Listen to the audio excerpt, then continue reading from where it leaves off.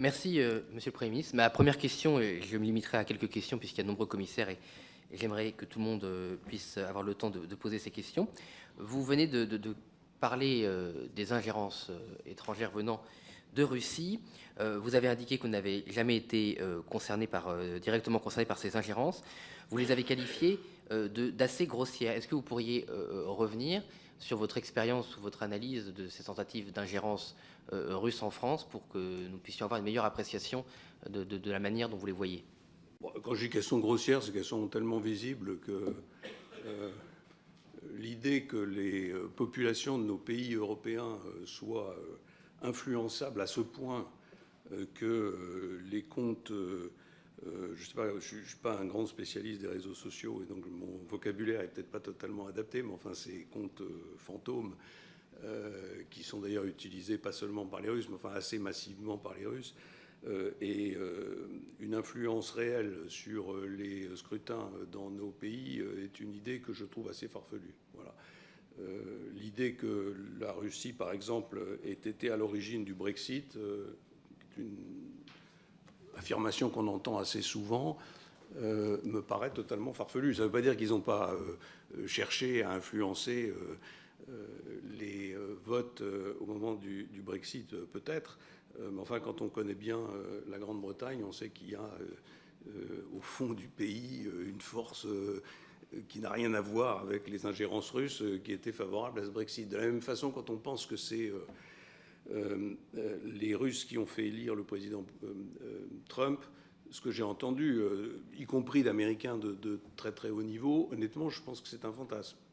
Encore une fois, ça ne veut pas dire qu'ils n'ont pas essayé, mais ça veut dire que l'impact de ces opérations, là je parle des réseaux sociaux, des fausses informations, je pense que cet impact n'est pas négligeable, mais qu'il est, comment dirais-je, marginal par rapport à l'objectif qu'on veut bien lui assigner.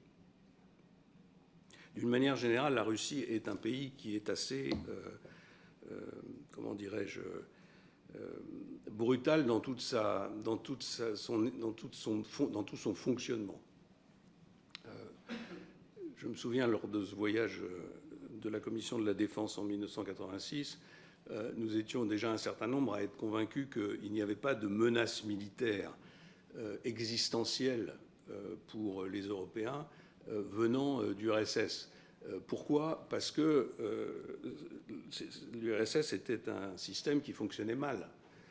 Et donc, ils avaient beau accumuler des armes et des soldats et une immense puissance, il y avait toujours quelque part quelqu'un qui avait oublié de mettre de l'essence dans le réservoir du char quand il ne l'avait pas détourné, ou des problèmes d'organisation qui rendaient cet outil militaire assez, non pas...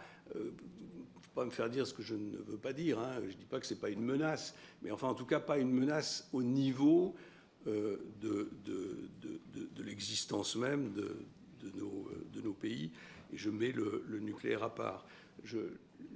Dans mes visites en URSS puis en Russie, j'ai remarqué que les choses se passaient jamais comme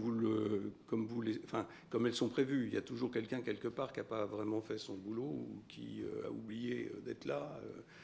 Et je trouve que l'exemple peut-être le plus triste et le plus symbolique de ce mauvais fonctionnement de la Russie en général, c'est l'accident du président de Total, qui est typiquement voilà, un employé qui sans doute a un peu abusé de la vodka, à qui on confie un matériel qu'il n'a jamais conduit et qu'on envoie dans une partie de l'aéroport dans lequel il n'est jamais allé. Et le résultat, c'est la mort de Monsieur de Margerie. Voilà, donc la Russie, c'est un immense pays, mais d'une assez grande fragilité en raison de ses dysfonctionnements internes. Je vous remercie.